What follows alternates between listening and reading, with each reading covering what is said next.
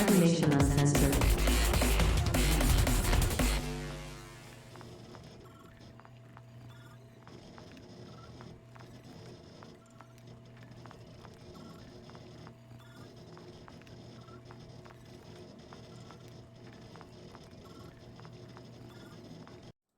Hey, we're officially live now. Everyone should be able to see us and hear us. Everybody say hi. Make sure the mics are working. Hi. Hello. Hi. Hey. Awesome. All right, cool. Everybody in chat, let us know. If anybody's muted, any of the videos freeze, just let us know in chat. We'll get it fixed right away.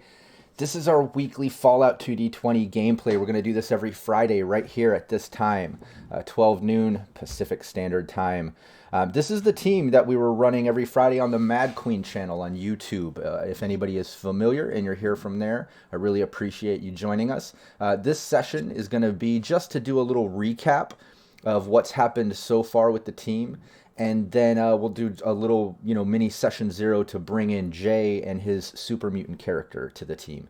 And we'll discuss how that's going to work and such. And we need to discuss how Clarice is leaving the team. Clarice is the Wastelander character that Mad Queen was playing. And anybody that doesn't know, she got accepted into Harvard. She's going back to college, so she can't stream anymore. So we're real happy for her and proud of all her accomplishments. We're sad to not have her on the team streaming with us, but we absolutely understand.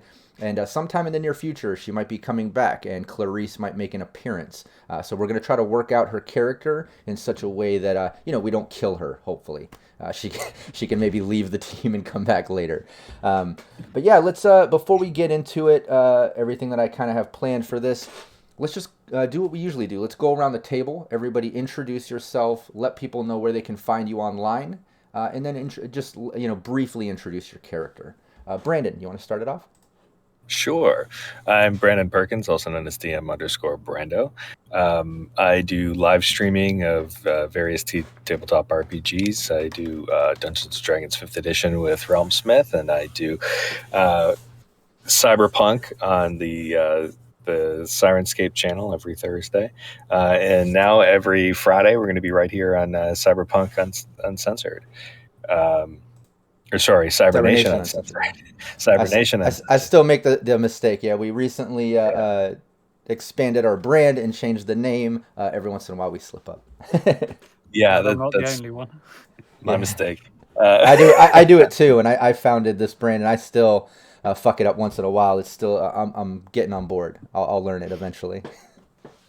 And so that's in a nutshell a lot of the things that I work on. In your book. Working on a novel. Yeah. Now on Royal Road. It's called Solar Harvest of Souls. That's SOLA. And as far as I know, I will show up in the search results here on Royal Road rather than on the previous place, right? Yeah. But yeah, and I'm playing Jerry the Ghoul, the greatest ghoul you've ever seen.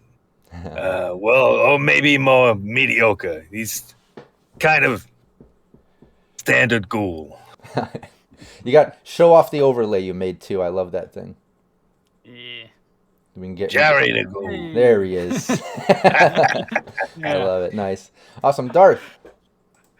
Hey, I'm Darth Zone. You find me on YouTube at /Darth Zone Games. I make a lot of Fallout content in particular. Do lots of camp building in Fallout 76 and do news videos around Fallout. Just cover other Bethesda games as well. Really looking forward to Starfield later on this year. And yeah, do loads of stuff along those lines around Fallout and Bethesda games. So if that sounds like your cup of tea, head on over and check it out. I'm playing as Sprocket, who is a Mr. Handy, who's exploring the Wasteland for the first time in this eclectic group. Or his first trip out, anyway. Exactly. He's doing well, though. He's having a good time. He's adapting. Exactly. He's getting by. Jay, our new player. Oh, hey. What can I say? The name's Jay. You can find me on all social media at Just2Casual and Casual Creativity over on Twitch. Variety streamer, entertainer, freelance writer, professional actor, improv artist. Pretty much, if it's entertaining, I do it one way or another. You can also find me on Deep Breath RPG, where I'm writing my own anime-inspired ttrpg. It's an urban fantasy setting where the old world of magic meets the new world of technology, and all the species, classes, and abilities are all inspired from popular anime, from Naruto, Bleach, Yu Yu Hakusho, Cowboy Bebop, and so much more. And you can also follow the website at deepbreathrpg.com to subscribe out for the Kickstarter launching hopefully end of March. That's DEEP Bread thrpg.com. And I'm gonna be Yosuke, the super mutant samurai. I have dedicated my life to something new. Yeah, perfect. Awesome. Well, I'm excited to get this team going. What was that, Darth? Oh, just agreeing with you. No, yeah, no, I love it. I'm excited to see this come to life. I love the idea of a samurai super mutant. But hey, we'll dive into the character and do a session 0 about him in just a moment. Let's first do a recap of the sessions so far. Now, obviously I think we're up to like 16 sessions or so on the Mad Queen YouTube channel. Anybody watching, make sure you go check those out to see all the details, all the cool things the team has been through, all the NPCs they've met, and crazy dice rolls they've had to make and potentially fumble up. But we'll do a little mini recap right now, just to give you an idea of everything that happened so far. So when we start next Friday, it'll feel like you're joining the team at the beginning. The team basically started off meeting up with Sprocket. Mr. Handy, he was in his owner's shop, a bit of a mechanic workshop. They had an old vehicle that he's been working on. And I guess his owner went to a local parts store or something at the time that the bombs dropped and, everything went to shit.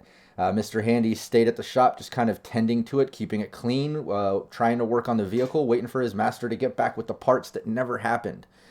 He just kind of kept going like that for a long time until I think it was Jerry who came across him first.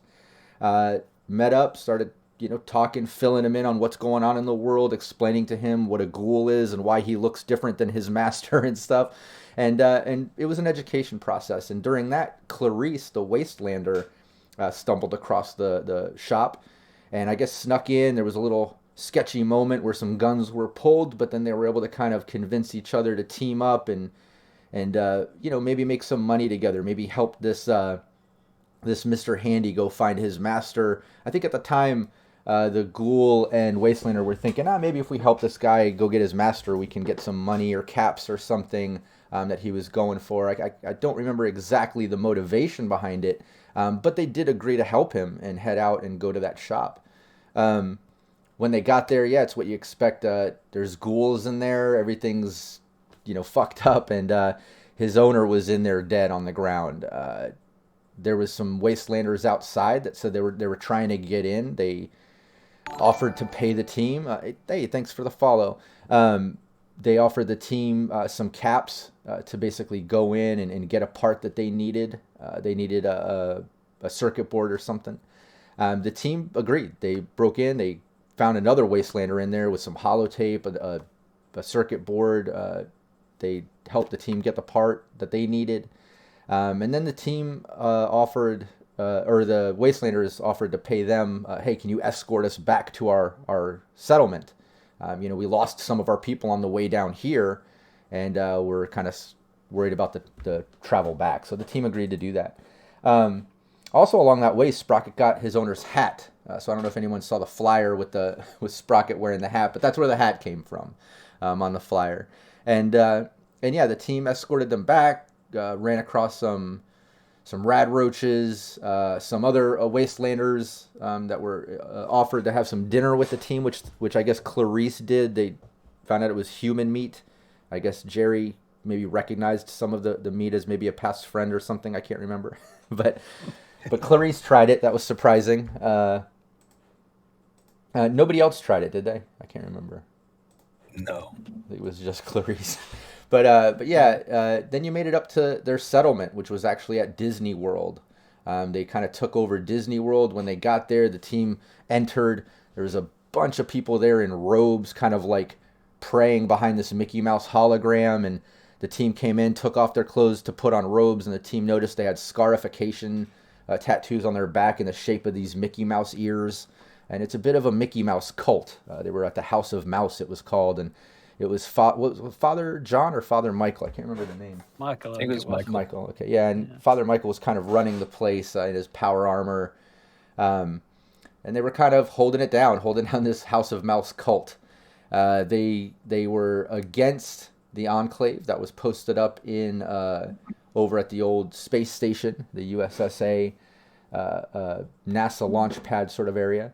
They're working on something called Clean Wave that's supposed to launch this chemical out into the atmosphere that I guess rains down and kills anything rad. It's supposed to get rid of mutants and ghouls and all that stuff, as you know, the Enclave wants to do. But on the way up there, they saw a bunch of black that just screeched across Florida, burnt everything. It was even kind of burning to the air that they were breathing, and their skin was burning. Obviously, it's a work in progress, this Clean Wave. It's killing everything, not just rad things. But this House of Mouse, they don't like it. They're more accepting of everything. They want to take out the Enclave. Enclave wants to take out them, obviously. The team was hired by Father Michael to go down underneath Walt Disney World to get to their missile launch pad. I guess they had a missile silo under there.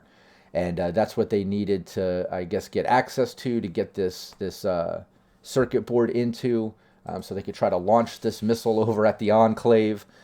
Mr. Handy kind of determined this is probably going to be a pretty big explosion. I don't know if this is just going to take out Enclave. This might take out half of Florida. I don't know. It's hard to tell. This seems kind of dangerous. Let's go down there and do the job, but maybe we shouldn't do this.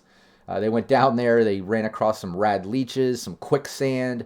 There was a huge radigator down there that luckily they avoided.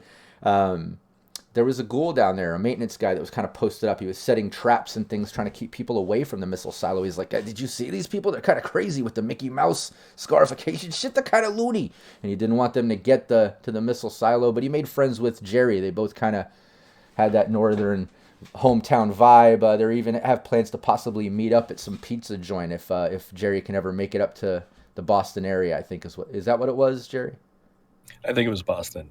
Yeah, it was some pizza joint or something that they both knew about. So, but they let him out. He got out the back door, got away, headed up north while the team kind of broke the missile silo thing, taking the circuit board out to try to keep the cultists from setting it off at Enclave. They came out.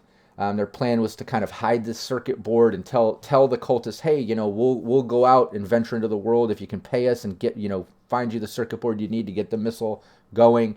The idea there, I think, was to buy a little bit of time, gather their thoughts, and kind of think of their options, because obviously they want to take out Enclave. They don't know how safe this missile idea is, or, to trust these cultists, or if that's the right avenue.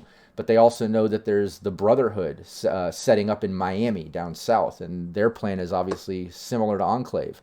They want to gather up all technology, kill all super mutants and ghouls and stuff.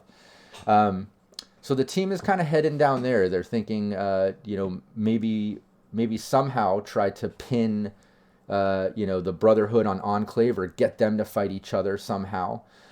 Maybe try to go back and work with the cult with the circuit board. Maybe do something with that missile. But along the way of kind of deciding what to do between the Brotherhood, the Enclave, and this cult, they also came across another Wastelander, another holotape. Both holotapes played a message from a vault, just saying, hey, our vault, we've been here, the vault doors opened, our advanced security systems don't seem to be working. We noticed that there's actually no, I think it was some circuitry to the security system in the computer that was missing. It was never there. They don't understand why. Obviously, it was the way the vault was set up to kind of put the threat on these vault dwellers and open them up to the world unexpectedly. But yeah, that's basically what the team found, and they decided, okay, let's go check this out. So they headed over to this vault to see, and the vault was empty. There was a bunch of blood coming out of the vault, dragging off into the woods. There was one vault. The vault was, nobody there. They couldn't get into the supplies, which were locked up. There's like a water and food supply that releases every day, but it was locked up, won't release. They couldn't get into the computer system. They need some type of analog punch card key to get this vault going. But during all that, they came across a vault dweller, little Billy, hiding out in the bathroom, drinking toilet water, surviving.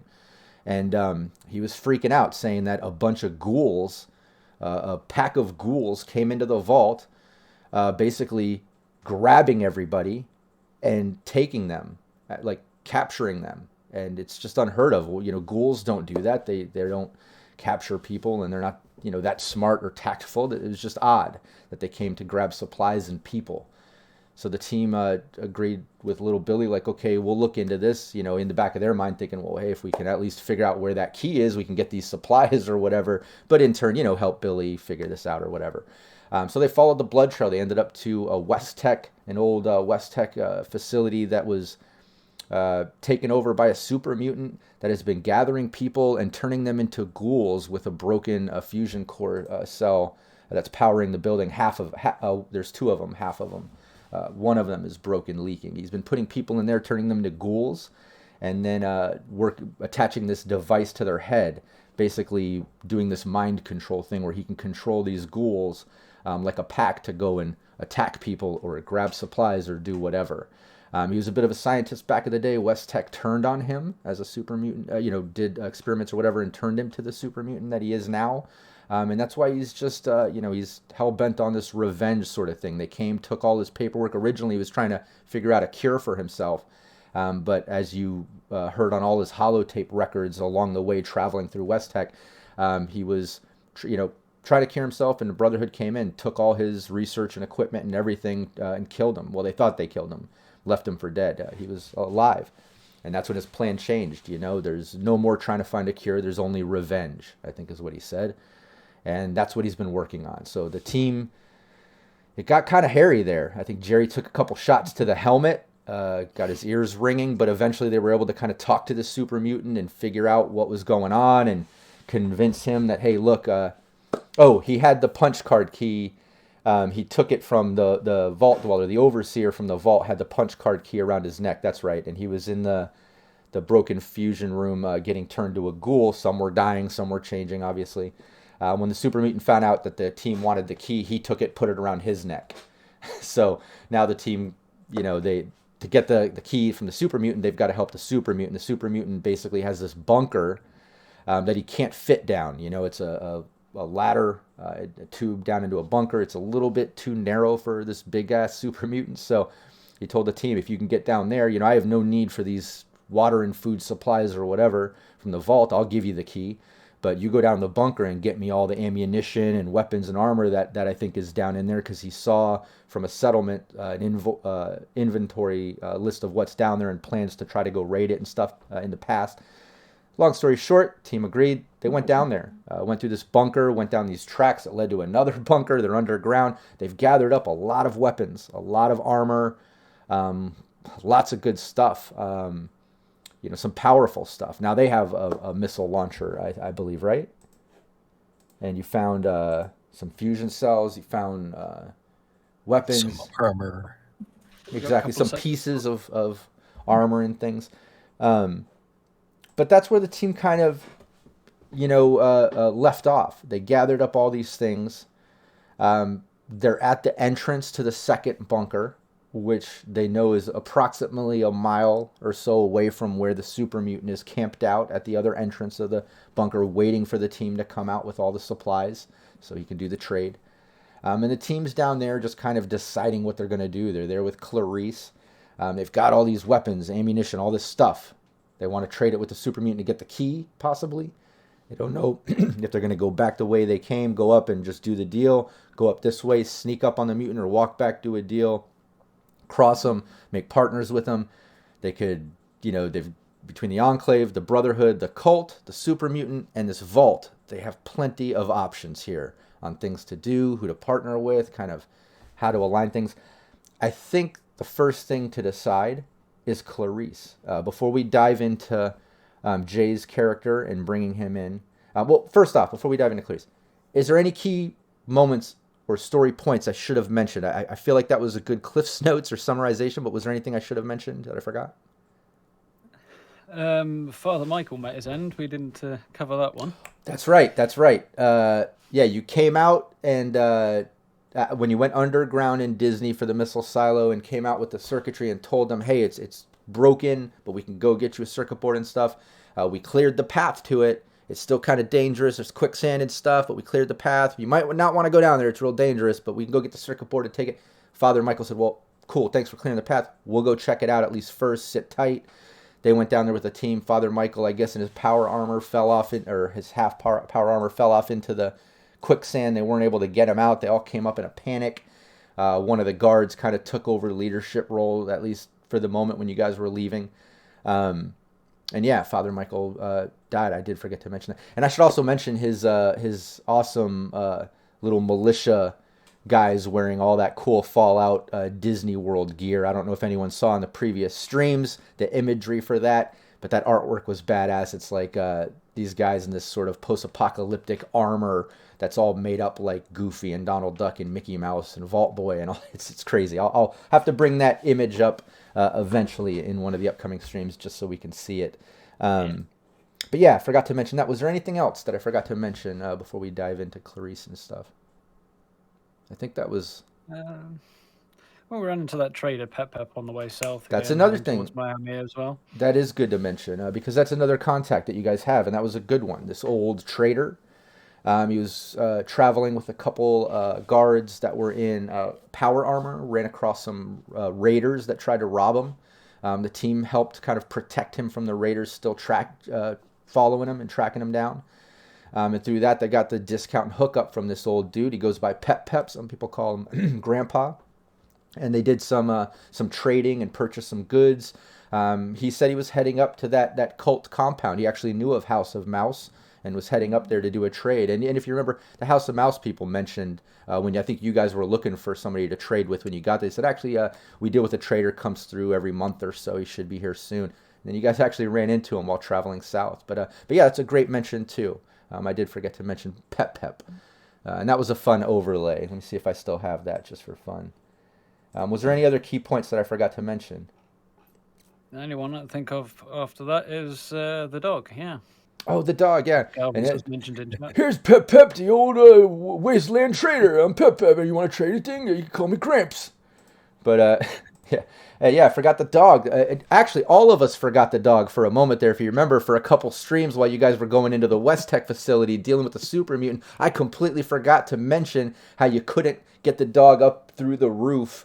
You know, when you guys snuck in climbing in the roof, and then when you came out and went to the bunker, we completely forgot, and then we had to kind of summarize it in a future stream saying, oh yeah, the dog was laying out front of West Tech waiting for you all to come out. When you came out, for a moment, she kind of growled and barked at the super mutant. Clarice was able to calm her down. You all went to the bunker. When you guys went down into the bunker, the doggy stayed with the super mutant up there. So you know the dog's just kind of chilling by that bunker entrance waiting for you all to come back.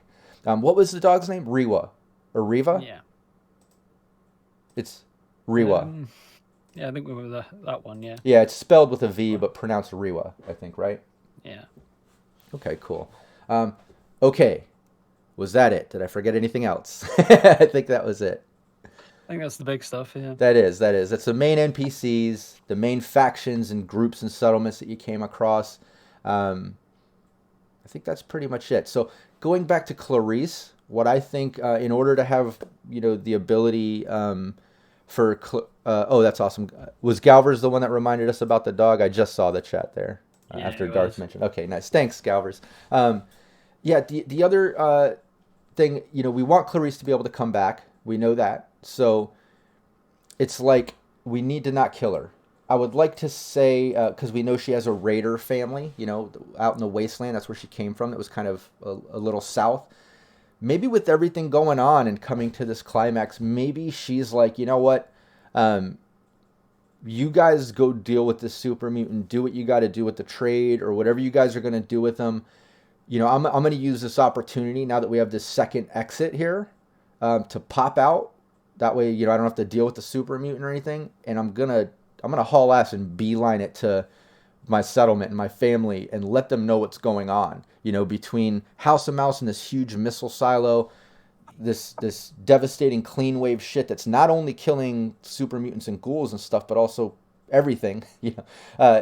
That's nearby. And then you got Brotherhood setting up in Miami, more and more trying to take over. I'm going to go tell my family it might be time to pack up and get the fuck out of Florida.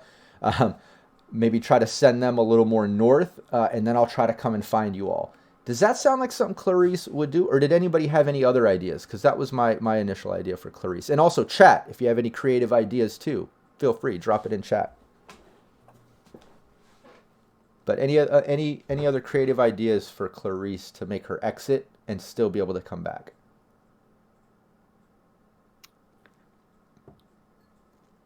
My only problem with her leaving at that entrance and leaving for family is then she's like, fuck my dog. Hey, take care of my dog. I'll be back. Because the dog technically was hers. She had the dog meat perk. Um, that it's fairly new. So I'm slightly okay with her not being as attached and being like, you know what? Take care of my dog. I'll be back, Unless anybody else feels different or has other ideas, like I said, feel free to interject. Possibly be able to get the dog to sort of wander off from the super mutant towards her if the super mutant doesn't know she's there, maybe, and just have the dog run off into the bushes, and then she just hightails it out there without the I like super mutant that. ever knowing she was there. I like that too. And then bolts. I'm down to do that unless the team wants to keep the dog, wants the dog as part of the team, but the only way that'll work is if someone takes dog meat sometime soon, But I like that idea too. I could totally see Clarice sneaking out this exit so the super mutant doesn't know, using her sneak ability, which she's good at, to get up close, use dog meat to get that dog to get away, I like that. You want to go with that, or did anybody want to pick up the dog meat perk and keep the dog?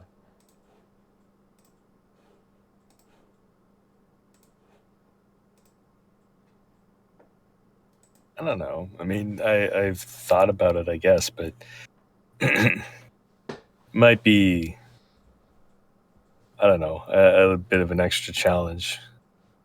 Keeping track of the dog too. Yeah, it might be slightly more practical to go that way. If the dog leaves with Clarice. Yeah. Yeah, it's like I feel like the dog meat perk it's like a perk, but I think you just kind of I don't know, flexed a little on the side of it being stressful in the sense that like, yeah, you got this dog, it's cool, it's cute. You got this like little minion or backup or sidekick. It can bite things and like do a little bit of damage. It can maybe bark if someone's trying to sneak up and it gets alerted before you. There's things it can help with. But then it also becomes something you got to keep track of. You got to feed, water. Not that we're so heavy on the food, water, fatigue side of rules, but you do have to worry about things like, people shooting it, killing it, capturing it, eating it, running away. Things you never know. Are you done yet? Hey. Yeah, and forgetting to bring it into Westec and places like that, and getting it into a bunker and stuff like that. Exactly. So yeah, I feel it's one of those things where like it's helpful and it could be really cool, but it does come with a little bit of stress. It's a responsibility, just like a real pet. So yeah, I guess maybe do a vote. There's 3 of you. What do you guys think? It could go either way. You could keep the doggy, Rewa, or let her go with Clarice. What do you guys vote for? What do you think, Brandon? I'm okay if the dog goes with Clarice. So your vote is to not keep it? Yeah, though if we do decide to keep the dog, I'll take the perk and go that way. But I'm okay if the dog goes with Clarice. Okay. Darth, what do you think about the doggy? What do you think? Do you want to keep her, or do you want Clarice to take her? I think I'd lean more towards Clarice taking her. Okay. I think it's going to be easy to manage. I think it kind of fits with the character setup we've got. I can't really see Sprocket taking on a dog, or a dog wanting to be taken on by a robot either. So. Okay. And Jay, you agree with that? Yeah. Yeah, I mean, it makes sense. I don't think thinking about who my character is, it won't even be as relevant. So I'm like, it makes sense to just let it be. Okay. Yeah, then let's do that. And then, that'll kind of allow Mad Queen when, because she does plan on it, when she does make her appearance back, even if it's not permanent, it's a cameo or something. It'd be kind of cool if she can roll in with her doggy, So yeah, we'll do that. So Clarice takes off. She uses this moment, like I said, to kind of say, look, this might be the only downtime where we're all alone. We're rarely alone. We're either like with these cannibals or this cultist or now this super, I'm going to dip out, go try to grab my dog, tell my family what's going on. They have no idea about Enclave or, Clean Wave or this cult with the Missile Brotherhood. Like, let me go try to get them out of Florida. I'll come back. I'll try to meet up with you all. Hopefully we find each other, That sound good for Clarice? All right, cool. Sounds good to me. Yeah, then let's do this. Let's dive in a little bit with Jay's character and kind of figure out how to work him in. I've got a couple ideas, but before we do that, I would love Jay for you to give us a little bit of a session 0 for the character. And you know, for session 0's sake, I know we had one for this team, but since we're on our channel now, not the Mad Queen channel, I do want to mention just in generally speaking on session 0. You know, Fallout is very dark. It's post-apocalyptic. It's dystopian. We do get graphic. This is Cybernation uncensored, so we're not worried so much about, you know, using cuss words and getting graphic in descriptions and things that happen. But that being said, we're also, you know, we do have some lines and limitations and things like, you know, I don't dive so heavily into like sexual situations when it comes to role play and descriptive stuff or role play. I don't get into like animal abuse or child abuse, like. You know, if dark things happen like that or things in the world because it's very real, you know, we do play it very realistic, I'll just kind of brush over it. Maybe it'll be like a fade to black or it'll be like, this is happening. Whereas other things I might get more descriptive and it might be more immersive.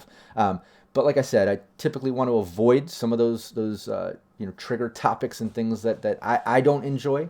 But let's just use this moment real quick. You know, Jade, to mention anything for you. Like I said, I know all of us have had our session 0 and things, but are there any sort of things, you know, you just absolutely need to avoid and things, you know, as a player and for streaming and gameplay? Honestly, whenever I join the table, I trust the DM wholeheartedly. So I always have I have no lines, no That's veils. a mistake here, buddy. No. Take it as far as No. you need. I honestly don't have any because I've already done my consideration. So I'll trust the table as is, but other than that, I have no hesitations on anything. Okay, cool.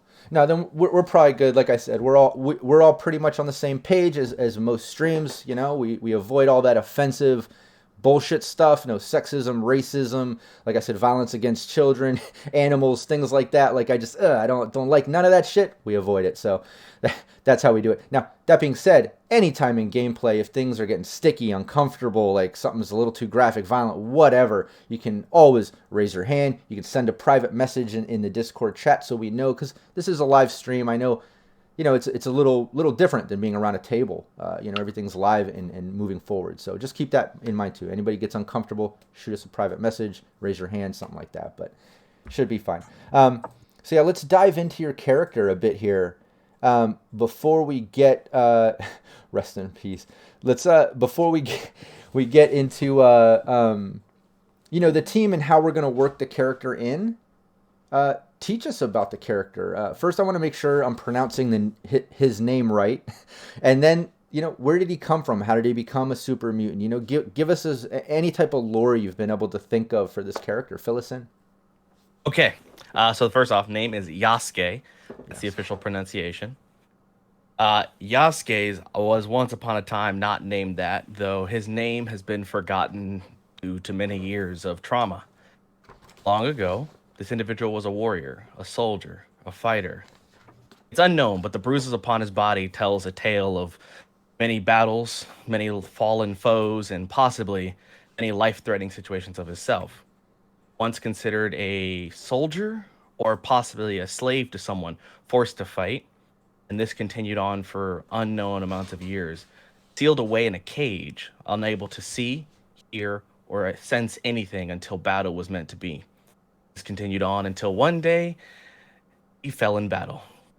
Though the battle and wounds left him without his memory, though fragmented, he was found by a Makota, who is a blind samurai, or once was, has now taken the time to take care of Yasuke in his broken form. This is when he got his name Yasuke, which is based off of an actual lore of a samurai, that the first non-Japanese samurai, an African American who ended up in Japan. A super mutant cool. with grayish skin, but slightly darker than normal, and dreadlocks, or what dreadlocks remained, gave that reminiscent tale of, well, Yasuke. So that became his name. He learned how to wield a samurai's blade, a simple katana, using bokken and so many other ways, and learned the art of Bushido through this process. In the hopes of recovering his body, his mind will recover, and his memories will return. Over time, he learned to master the blade, and he was given his own special new blade that he calls Shinsetsu.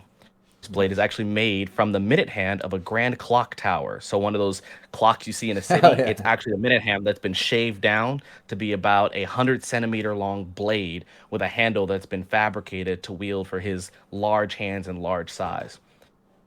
Shinsetsu, by the way, is Japanese for kindness because he kills them with kindness.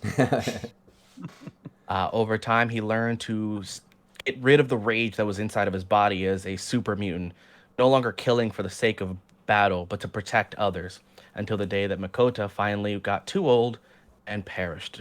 The wasteland finally took that body, and Yasuke has spent time traveling the wasteland, trying to be a better samurai in hopes to redeem whatever rage and villainous acts he once committed, and hopefully to also recover his memories. He stands at about 7 foot 10 inches, kind of shorter for some of them. He has long dreads, but they're kind of tattered. Some parts are missing. Broken skin all over the place, scars, wounds, and so many things. Keeps his left arm sealed underneath his clothed garment. It's almost like a version of a kimono that keeps his left arm tucked with armor plating underneath. And he travels being super mutant samurai, known as the Ebony Samurai or Ebony Kenpachi, the greatest swordsman with a black blade. Nice. That's awesome. I love it, and I love that you came up with the creative way to make the weapon too. I love that stuff.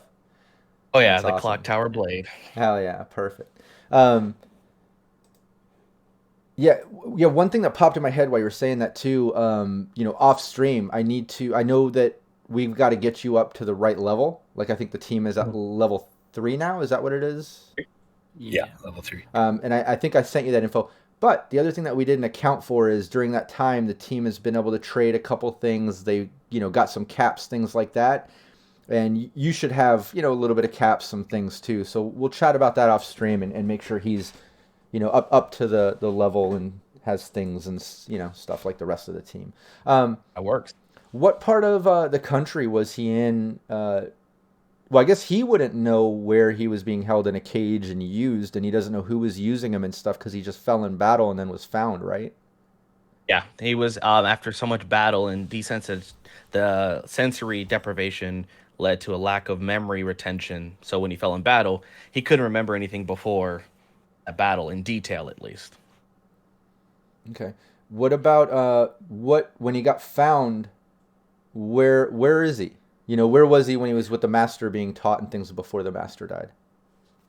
I was torn between either Virginia or Washington, specifically the countryside of the areas, kind of like an isolated area away from the city where there's enough, not so much to grow, but like a place that could have a sufficient bamboo garden or an attempt at a bamboo garden, Zen garden, that kind of area. I haven't, depending on which would be more relevant, it'd be either Washington or the West Virginian mountains. Okay. Um, yeah, I'm cool with either of those, because I think Pretty good call. yeah, I think it would be cool. I mean, well, what does the rest of the team think about those options? Don't know if it's something you'd want to go with, but if you look at the location of Fallout 76 in West Virginia, there's actually a location in that game, the Palace of the Winding Path, that's a Japanese style sort of spiritual retreat in the mountains. And obviously that's in the game, but that's sort of set 200 years before where we are.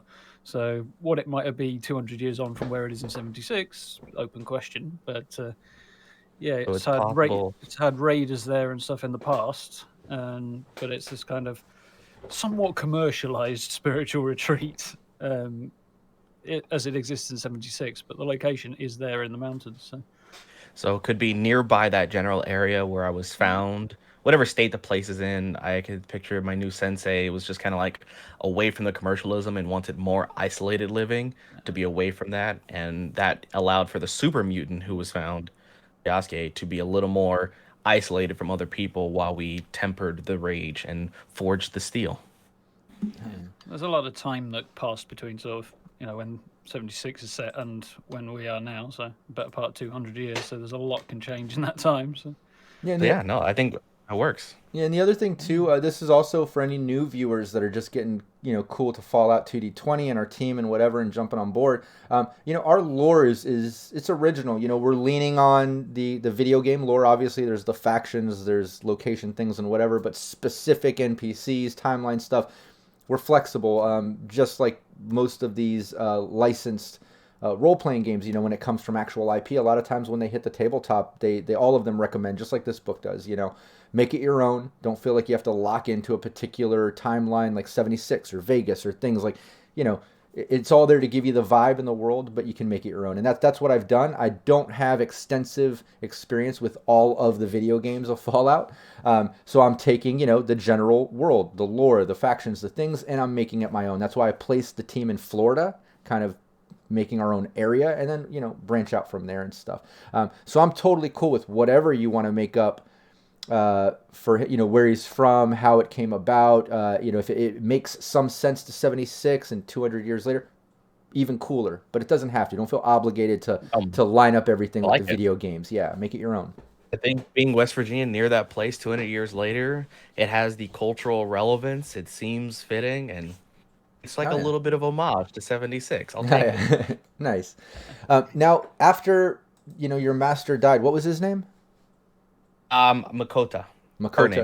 Her name. Yeah, when Makota died, what did I imagine you had some time there, some mourning, some time for Yasuke? Yasuke, yeah. I got it. I was like, this is gonna take me a while, but I got it. And I even wrote down kind of how I'd pronounce it to try to remind myself. Yeah, it's Yasuke. Yasuke. What he would mourn a little bit, but what would be I imagine he would spend some time there. What would be his process? Would he eventually get over it and realize like I'm not gonna sit here and train by myself and talk to myself or whatever, like I guess time to venture out into the world, or how, because I want to get him down to Florida, but I want to make it not just, well, she's dead, let me walk off. I want it some type of like I have a great one, actually. I think after they Makota being there long enough, has heard tales of what the Americas once was before, and had made one request, and had asked for her ashes to be spread on the most magical place on Earth. And all Yasuke knows is that's located somewhere in the southeast area near Florida-ish. I'm on a journey to spread the ashes with the... I like it. Yeah, why not? I mean, it makes sense. I was thinking somewhere... It was spreading her ashes somewhere. But since I can't really leave the mainland, which would have been the ideal goal, she was like the second best place would be the most magical place we can reach. Which... knowledge sense is Disneyland. Exactly. Yeah. No, I love that too, because I like the idea that you're thinking like, well, it must be this magical place and whatever, and maybe you see some like old rusted like advertisements where it's like, come to the most magical place on earth and shit, and it's all this like cheesy marketing ploy stuff that like you're taking as like literal, like, oh, this magical place, it must be like, amazing. Yeah. I see it perfectly. Yasuke's just sitting there being like, I will take you to the most magical place I can find. Sees a sign. I'm here. Magic is everywhere. Ah, yes. Excellent. Oh, yeah.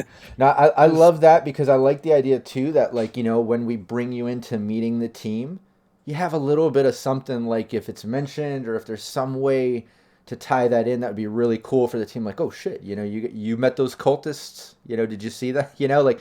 Like you've been there, you've been to Disney World where they just were. Because now they're south, they're in the bunker. There's the West Tech facility and this other super mutant.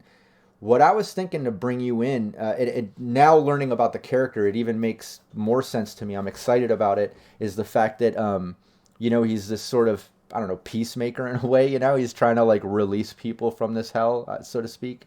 He's got this honorable samurai vibe to him, to where, man, if we could tie that in somehow to where maybe he went down to spread ashes, right? Met these cultists, like, this is a weird group, but cool. They let me spread the ashes. I guess from here I'm gonna travel around, because maybe the cultists told you about things going on, the different factions and people doing crazy things, and you're like, an honorable super mutant trying to bring peace. Is that kind of his his thing. Yeah, it's that whole the samurai code of just trying to do best to bring what sense of peace there is. I love it. I think that could be the motivation to go further south and say like, well, I spread the ashes. That was my purpose. Maybe this could be my new purpose. Free Florida from these fucked up factions and things going on that this community has told me about. There's Brotherhood down there. There's Enclave with this clean wave shit. There's random raiders and things about going on. Let me travel south and just check out the land and see if I can, right some of the wrongs happening. And maybe through traveling south, you stumble across this West Tech facility, and you see this other super mutant. You're like, oh shit, another super mutant. You're kind of hesitant. Is your character kind of sneaky and hesitant? Is he tactful, or would he just kind of walk in proud and like, what's going on here? Or would he be more ninja-like? He's more ninja-like. Despite his size and muscular fortitude, he's very much more into the Ronin side of samurai, less about honorable head-on and more about the stealthy moving around. Perfect. As necessary, and less against big people, bosses, and so on is the only time that the samurai code fully kicks in. Oh, yeah, I love it. Shinobi, thanks for the follow. Also, it might have been an old comment, but I got to say it because it's funny. Galver saying, peace through perfect vertical katana slices, one whoosh at a time. That's awesome. Yes. What were you going to say, Darth? I was just thinking the whole traveling south, getting the wrong idea about the concept of Disney World when he sees the sign, that sort of thing. There's plenty of stuff, examples in the Fallout lore of that happening with super mutants already, so it fits in with the existing Look stuff. at that. Perfect. Fallout 4, there's a companion character, Strong, who is a super mutant. Yeah. And he's got a Shakespeare reference in there where he's heard about this milk of human kindness, and he thinks it's this mystical substance that gives humans their power. And if you can find it and drink it, he will become more powerful than humans. Ah, I love it. That's kind of his goal. That. Yeah. That's So perfect. There's Yeah. a few examples like that in there where super mutants just didn't quite get it. Yeah. I love it. I love it. Works. Yeah. No, and I love the fact that it's like got this honorable touch to it too. Like just being this sort of samurai vibe to it. It's awesome. So yeah, then I would like it to be like maybe you through traveling south, you come across the West Tech facility, you see the super mutant fucking around with some ghouls and doing something. You sneak up to get a closer look. Like, here's another super mutant. Let me, maybe it's somebody I can be friends with or at least see what they're doing. Maybe you see that the super mutant is like turning people into ghouls, like he's putting, capturing vault dwellers and settlement people using the ghouls like mind control to bring them in, exposing them to this nuclear shit, turning them into ghouls to more mind control. Does that sound like something, you would dislike as a super mutant being this sort of samurai honorable mission? Like you would see that happening? And Very much so. And converting people, if any of them are actually considered in some form of imprisonment or of any kind, would trigger the shinobi rage in him, causing him to be a little more violent than normal, because that will trigger his memories of him being in self-deprivation, in the sensory deprivation sensation he had. So definitely would hate this a lot. oh yeah, it would just trigger some PTSD shit, Oh yeah. Yeah, no, Going in that basement. yeah, no, I love it. I think it all makes sense, but we're at that point in the story. There's a couple options here because it absolutely makes sense. I could see the super mutant creeping up. He sees it happening. He's like, "Fuck, dude! Like, here's another super mutant." He's like mind controlling these ghouls with this weird device thing or something, like because they're actually like going in a pack. They're capturing people. He's turning people. Some are dying. Some are turning to ghouls. This is fucked up. Would it be the type of thing? And I guess Brandon, Darth, as players, not characters, there's a little meta planning here. What sounds more fun to the team, more interesting to play out? Would it be, because my idea was, either the team would go back through the bunker up to the super mutant like you kind of were planning, like do the trade, give them the weapons and armor and shit, get the pass to be able to go get supplies, maybe make that vault your home base or something like you guys were talking about, and then, head out from there. Or popping out the bunker where you're at, sneaking up on the super mutant, using some of the new weapons, ammo, and things to try to take them over, fuck them up.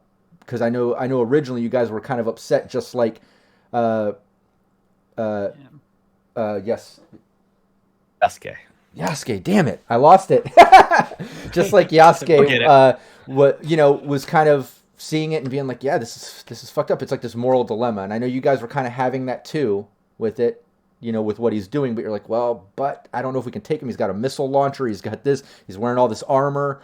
Yeah, that didn't go well the first time. Yeah, so I can see a couple options now, because now you have a super mutant, to help you fight.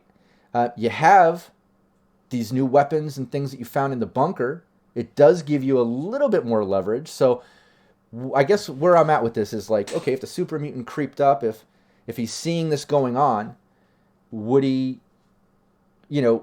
try to attack him and sneak, maybe attack while he's waiting at the top of the bunker with the dog while you guys are down doing what you're doing?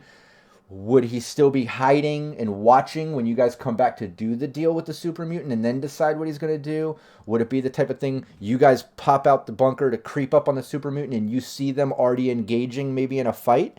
Or do you guys pop up to do the deal and this, Wait, damn it, don't tell me. Yasuke, you told me. Would he be watching and you guys come up to do the deal and then he jumps out to do something? You see what I'm saying? There's some options here. I guess it depends on what the team wants to do, and because we kind of know what Yasuke would do. He doesn't like what the super mutant's doing. He's planning on trying to fuck him up, releasing these ghouls that are in mind control and the people being turned. I think that would be his motivation here. Does that sound right, Jay? Okay, so if he's planning on doing that, you guys would not know that, so let's not meta the characters, right? Let's not metagame the character decisions based on that. But that being said, obviously, there's some options for the characters. So what do you think makes more sense by the characters' motivations? What do you think they would do? I kind of like the idea that if we're carrying on, we're underground, don't know what's going on outside of the bunker at the moment. We carry on with what we were planning to do, due to lack of any other information.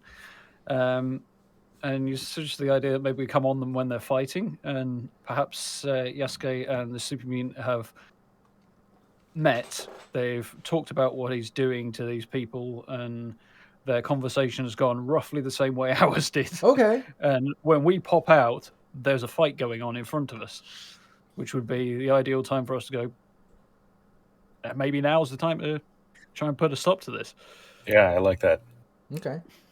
Yeah, because it's, it could go either way, because it could be a fight or it could not be a fight, but it sounds like Yasuke, no matter what, seeing this in character, he'd be motivated to fight, No, he definitely would not let it slide. There's very little chance he won't do something as soon as possible.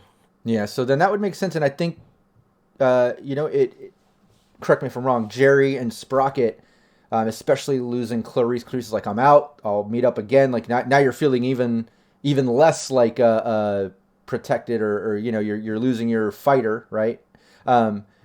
But then coming out, seeing Yasuke arguing or engaging in a fight or something, that might be some motivation. Like, okay, well, fuck, like this dude has an enemy, maybe, we have a common enemy here. Maybe we can help and do this. It's a great introductory image, that the idea of just coming out and there's a super mutant samurai and a super mutant scientist going at it. Right. Oh, exactly. No, and I love it too because of like the honorable thing of the character Yasuke, right? But then kind of this German super mutant scientist guy, where it's like kind of fucked up what he's doing, but you can kind of slightly understand his motivation and what he's doing, and he's going against enemies, so it's like an enemy of an enemy sort of situation, but you don't like the means at which he's doing it, So you kind of had that weird situation, but you couldn't do too much about it because, he's a super mutant with a missile launcher and shit armored up. But here you go. Now you got Yasuke, you have some options. Do you think that... Yeah, do you think that being said, I guess the team wouldn't be planning to jump him. In the team's mind, they would be coming back up the normal entrance to meet with the super mutant to do the trade, and then it would be like this moment of, oh shit, there's another super mutant. What's going on here, right? Yeah, that's what I see. Okay. Would the team, because I know you mentioned it before in the last stream too, when you had all the supplies gathered up, and I know you guys have been taking notes of that stuff.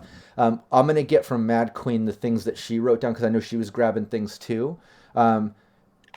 if she wrote down things that you guys didn't, let's move them over to your character sheet. That way all the supplies are with the team, not with Clarice. Because Clarice is, I'm not going to carry this shit. You guys take everything. I'm going to run to my family. I'll meet up with you later. That sort of thing, okay? But is the team taking everything? Because I remembered in the last session you guys did talk about, well, maybe we'll leave some things down here by the second entrance and come back and get it, and we'll just give some of the things to the super mutant or whatever. I know you were kind of talking about that option. What do you think is going to go down? How do you guys want to do it? Yeah, I'm thinking we were going to leave stuff that we were going to come back for at that second entrance, so that we're not giving it all back to the super mutant. There was a few bits and pieces that were going to be particularly useful to us, or potentially. So, like, there's some armor and stuff. There was some combat armor and stuff down there that I think Jerry had his eye on. Clarice as well at the time. Yeah. We were going to stash aside and take him a load of stuff, say, this is what we found. And then when we're off on our merry way, sort of circle back and pick up some sizable upgrades and gear.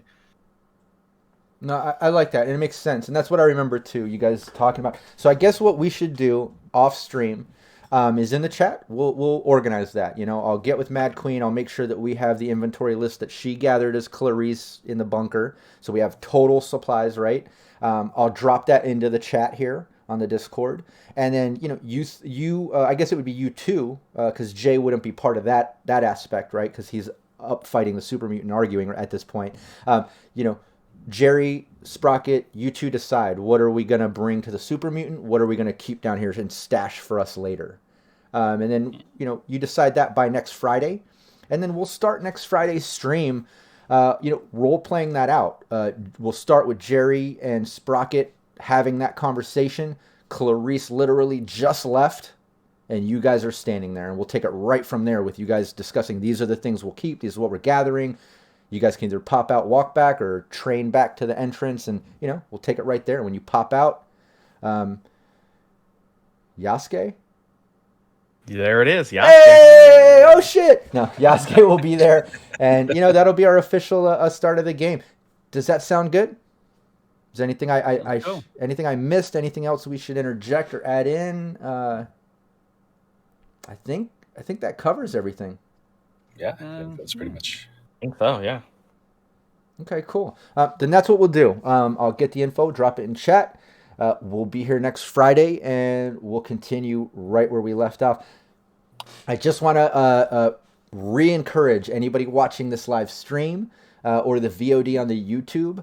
Make sure you shoot over to the Mad Queen's channel on YouTube and check out all the previous sessions that we've done. Check out all the past videos, because it's a lot of fun. And then you can really learn about all the NPCs and locations and plot twists and things that the players and characters have been through. But if you don't have time to do that, don't stress. Like I said, we did this little recap, and when we start next Friday, we're going to do it in such a way that it won't be detrimental to the story if you didn't see the previous sessions. If anything pops up, a previous NPC, a plot that was previously kind of laid out, I'll do a mini recap in the session. I'll just reiterate kind of what that's about, so anybody watching they know what's going on. So don't feel bad. Don't feel obligated to go watch all 16 sessions to join us. You can absolutely join us next Friday, and you'll be able to hop on the story and know what's going on. It'll be good. Let's go around the table one last time. Remind everybody where they can find you online so they can show some support, and then we'll be out of here. I'm going to start it off. Just want to give a shout out to my supporters on Patreon. All of you on Patreon, seriously, you all are the fuel on my fire. You keep me going. You keep me streaming all the content that I kick out here at Cybernation Uncensored and on other channels. You just keep me motivated. I love all of you, and I just can't express enough appreciation. Let me just give some shout outs to those that opted in for that. Kevin Moreno, Joseph Holder, William Huddleston, Naomi Madlass, Jamie Minch, John Effort, Leaded Coffee, and again, if I mess up people's names, please message me, correct me, I'll get it right. Michael Edmonds, a.k.a. Kira, Chris Anderson, Dolan Pondsmith, Matt James, who's also GM Reservoir Panda, Roten, a.k.a. Renegade 420, Revolver Gray, Samurai Max, Steve Barr of Sirenscape, Zeno, Zach, GM Capricious Nature, who is going to be streaming After this stream, he's running his weekly Fallout Asia right here on this channel, so everyone make sure you come back for that. Cyber Smiley, Raven, Andy Stretton, and Copious Salt. And again, if I get names wrong, message me, correct me. Hit up Cyber Nation anywhere you see us online: Twitch, YouTube, Discord, Facebook, Twitter, Instagram. We would love the support. Okay, everybody, give your plug and let people know where they can find you. Jay, why don't you start it off? Oh, hey, it's been a day. Yasuke is who I play, but you can call me Jay Casual. You can find me on all social media at Just2Casual and Casual Creativity over on Twitch. I do all kinds of variety streaming of all kinds of things, mainly doing story writing, game design, ttrpg, and video game. This year I'll be coming out with my official Deep Breath RPG, the anime-inspired urban fantasy setting. Old World of Magic meets a new world of technology, where you can have spell slingers on one side and you can have tanks on another, where there's mechs, you go into space, whatever it is, it's all kinds of combination of those factors. All information on that's on Deep Breath RPG on Instagram and Twitter, and deepbreathrpg.com of our website. That's DEEP bread THRPG.com for all things like that. As we get closer to our Kickstarter launching, March 25th is our scheduled time. We'll see if everything lines up for that. Thank you all, and keep it casual. Hell yeah. Yeah, and I'll make sure on the VODs, anybody watching, I'll put all links in the description, and you'll be able to find everybody online that way too. So don't stress if you can't remember the things that we're saying. Just make sure you check out the description and follow the links. Show us some love. Darth. Hey, so I'm Darth Zion. I'm going to be playing and continuing to play Sprocket, a Mr. Handy former mechanic who apparently has a streak of medical in him, but, he's repairing things one way or another. And if you're interested in all things Fallout, I do lots of camp builds, lots of news videos around the Fallout series and other Bethesda games as well, over on YouTube at /Darth Zion Games. So I'd love it if you came and checked it out. Oh, yeah. Brandon. Hi, I'm Brandon Perkins, also known as DM_Brando, and as mentioned before, I'm working on a novel called Sola Harvest of Souls. That's SOLA. You can find it on royalroad.com, and it is absolutely free to read. All of part 1 is up. That's 13 chapters currently. And right now I'm taking a short hiatus while I write more, but we'll be posting more chapters again soon. But feel free to check that out. Again, that's on royalroad.com. That's Sola Harvest of Souls, SOLA. And you can find my Patreon at patreon.com/Brandon_Perkins. And as far as Sprocket and fixing things, what are humans other than squishy machines? So there you go.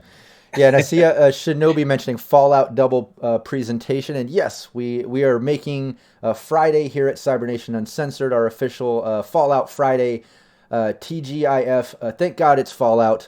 That'll be our every Friday, like I said, at 12 noon. We'll do Team Wasteland, and then I think it's 3 p.m. Is GM Capricious Nature's team Fallout Asia, set in Asia. So check that out. He'll be streaming in just a couple hours. So yeah, every Friday, start here at noon, and you'll have a couple teams to watch. Lots of Fallout. But yeah, thanks everybody for tuning in. I think I covered everything. Make it a plan. Be here next Friday, and we'll see you then. Take care. Bye.